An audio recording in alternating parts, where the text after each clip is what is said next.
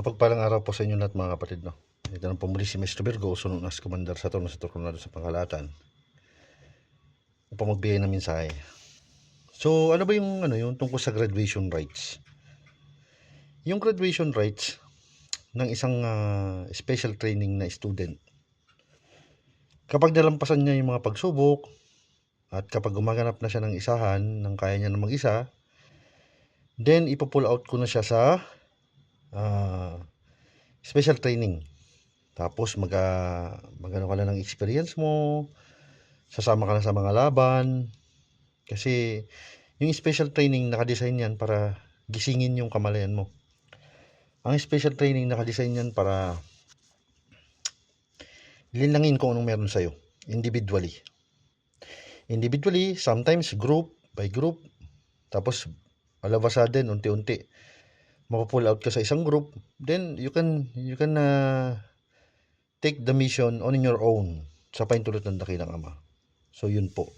Siguro ang tips ko lang ay isentro nyo sarili nyo sa dakilang ama. Laging ang dakilang ama, laging sa sentro natin yan. So sa sarili niyo dapat laging sentro mo ang Panginoong Jesucristo. Ang dakilang ama, laging sentro yan. Tapos hilingin mo ang mga bagay-bagay sa Kanya. Kumbaga, hingin mo ang paintulot sa Kanya. Tapos huwag ka ma-overwhelm, huwag ka ma-excite, huwag ka mataranta. Sabi nga, huwag ka maatat. Kumbaga saka yung disiplina, yung bigayan sa mga sitwasyon, kailangan may pattern po yan, lalo pag nasa isang grupo kayo nagmi-mission. Kumbaga respetuhan din sa bawat isa. Kumbaga halimbawa, si kapatid muna bago ikaw, parang ganoon, bigayan kayo. Tapos saka para hindi magulo. Mahalaga yung tamang pagsusuri, malalim na pag-aaral, hindi yung bara-bara din. So yun ang payo ko sa inyo. Saka sikapin nyo po sarili nyo, no? Hindi biro yung ganitong klase ng laban. At gawin nyo rin ang paraan. May pasensya na kayo sa puso ko, medyo makulit. Big boy! Problema mo, big boy. At sabi ko nga, sa sitwasyon ninyo, lahat naman tayo, sabi nga nila, estudyante sa mga bagay, sa hamon ng buhay. So, sikapin po natin, gawin nyo lahat ng paraan, magagawa nyo yan, ma-execute nyo yan. Manalig kayo sa Diyos. Tayo, instrumento lamang, ang lahat ng kapangyarihan ay mumula sa Kanya. Tayo, wala tayong kapangyarihan. Pero gagawin kang instrumento para magampanan mo ang mission mo sa mundong ito. So, yung aral po ay pangalawa lamang yan. Unahin yung dakilang ama. Sentro nyo siya sa lahat ng pagkakataon ng buhay ninyo. Maging mabuting tao po tayo.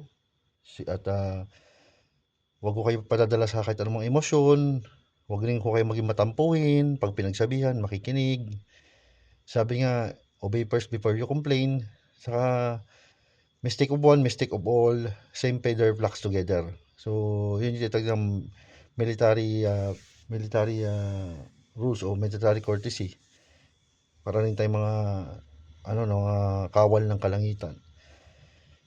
What you see, just what you hear, just leave it here. Mistake of one, mistake of all, same feather flocks together.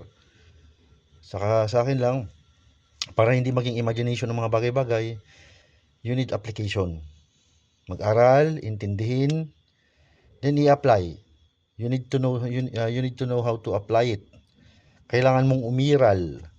Pag hindi ka umiiral, wala. Malabo sa sabon ng pusit po yun. Kailangan iparamdam mo ang presensya mo rin sa mga nasa paligid mo sa spiritual world.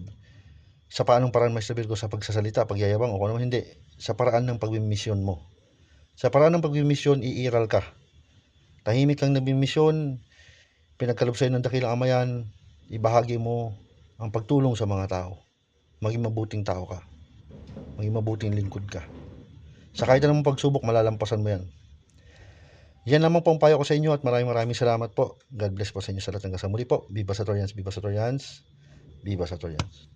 Salamat po.